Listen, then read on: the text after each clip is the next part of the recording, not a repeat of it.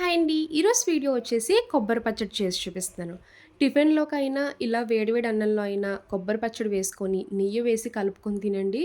అమృతంలా ఉంటది. కొబ్బరి పచ్చడి రుచి అయితే మాత్రం చాలా బావుంటదండి. ఒక్కసారి నా స్టైల్‌లో ట్రై చేయండి. ఎన్ని కూరలు పెట్టినా కూడా కూరలన్నీ పక్కన పెట్టేసి ఈ కొబ్బరి పచ్చడితోనే తినేస్తారు. అంత రుచిగా ఉంటది. ఈ కొబ్బరి పచ్చడి ఎలా చేయాలో ఒకసారి చూద్దాం రండి. ఇప్పుడు కొబ్బరి పచ్చడి రెడీ చేసుకోవడానికి స్టవ్ ఆన్ చేసి కడాయి పెట్టుకున్నాక ఆయిల్ వేసుకోండి. ఆయిల్ హీట్ అయ్యాక 3 స్పూన్లు పచ్చిశనగపప్పు వేసుకోవాలి. 2 స్పూన్లు మినపప్పు వేసుకోండి. పచ్చిశనగపప్పు, మినపప్పు వేశాక దోరగా ఫ్రై చేయాలి. ఇలా ఫ్రై చేసుకున్నాక ఇప్పుడు ఇందులో 1 స్పూన్ ధనియాలు వేసుకోండి. ముందుగా వేసి ఫ్రై చేస్తే మాడిపోతాయండి. శనగపప్పు, మినపప్పు ఫ్రై చేసుకున్నాకే ధనియాలు వేసి ఫ్రై చేయాలి. ధనియాలు ఫ్రై అవ్వడానికి ఎక్కువ టైం తీసుకోదండి. చూసారు కదా చక్కగా ఫ్రై అయిపోయాయి. ఇలా ఫ్రై చేశాక ఇందులో పచ్చి కొబ్బరి వేసుకోండి. నేనైతే ఒక కొబ్బరికాయలో సగం చెక్క ఇలా ముక్కల కింద కట్ చేసి వేసుకుంటున్నానండి. కొబ్బరి ముక్కలు వేసుకున్నాక 1 నిమిషం పాటు ఫ్రై చేయాలి.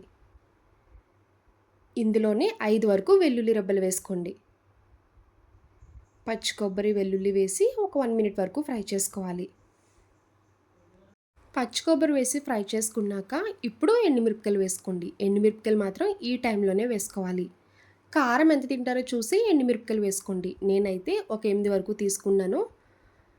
ఎండుమిరపకాయలు వేసుకున్నాక కొంచెం కొత్తిమీర వేసుకోండి. ఫ్లేవర్ బాగుంటుంది. పచ్చడి రుచి అయితే చాలా బాగుంటుందండి. నేను ఎప్పుడు కొబ్బరి పచ్చడి చేసినా కంపల్సరీ ఇలా కొత్తిమీర వేస్తాను. చిటికెడు పసుపు వేసుకోండి.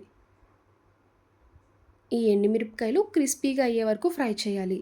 ఎండుమిరపకాయల ప్లేస్లో మీరు పచ్చిమిర్చి కారమైనా వేసుకోవచ్చు. ఎంత తింటారో కారం చూసుకొని పచ్చిమిరపకాయలు వేసుకోండి.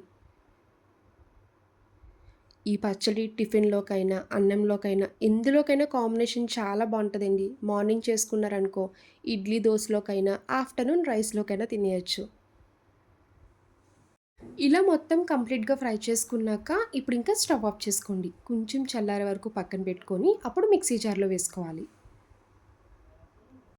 ఇప్పుడు ఇలాంటి ఒక మిక్సీ జార్ తీసుకొని ముందుగా ఫ్రై చేసుకున్నది మొత్తం ఇలా మిక్సీ జార్‌లో వేసుకోవాలి. చిన్న గోలీ సైజ్ అంతా చింతపండు వేసుకోండి. టేస్ట్‌కి తగ్గ ఉప్పు వేసుకున్నాక మూత పెట్టుకొని మిక్సీ చేసుకోవాలి. మీకు మిక్సీ చేసినప్పుడు పచ్చడి నలగకపోతే కొంచెం వాటర్ యాడ్ చేయండి. ఎక్కువ అస్సలు వేయకండి. కొబ్బరి పచ్చడి గట్టిగా ఉంటేనే రైస్‌లో కలుపుకొని తినడానికి చాలా బావుంటది. ఈలోపు కొబ్బరి పచ్చడిలోకి తాలింపు రెడీ చేసుకోండి. స్టవ్ ఆన్ చేసి అదే కడాయి పెట్టుకున్నాక ఇంకొక స్పూన్ నూనె వేసుకోండి. పచ్చడిలో ఎంత తాలింపు ఎక్కువ వేస్తే అంత టేస్ట్ బావుంటదండి. నేనెప్పుడు పచ్చళ్ళు చేసినా తాలింపు కొంచెం ఎక్కువే వేసుకుంటాను. ఆయిల్ హీట్ అయ్యాక జీలకర్ర, ఆవాలు, శనగపప్పు, మినపప్పు, కొంచెం ఇంగువ వేసుకోండి. ఎండుమిరపకాయలు, కరివేపాకు వేసి దోరగా ఫ్రై చేయాలి.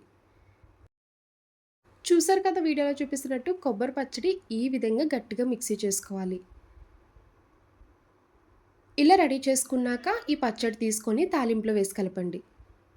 నేనైతే టిఫిన్‌లోకి దిబ్బ రొట్టె ఉంటది కదండీ! మినప రొట్టి అందులోకైతే పచ్చడి చేసుకుంటాను. 2 కాంబినేషన్ చాలా బావుంటదండి. ఎప్పుడైనా ఒకసారి ట్రై చేయండి. అందరికీ నచ్చుతది. ఇలా తాలింపంతా కలిసేలా కలుపుకోవాలి. నేనైతే ఇప్పుడు ఈ కొబ్బరి పచ్చడి వేడి వేడి అన్నంలోకి తీసుకుంటున్నానండి. ఇలా అన్నం పెట్టుకొని కొబ్బరి పచ్చడి వేసి పైన ఒక స్పూన్ నెయ్యి వేసుకోండి.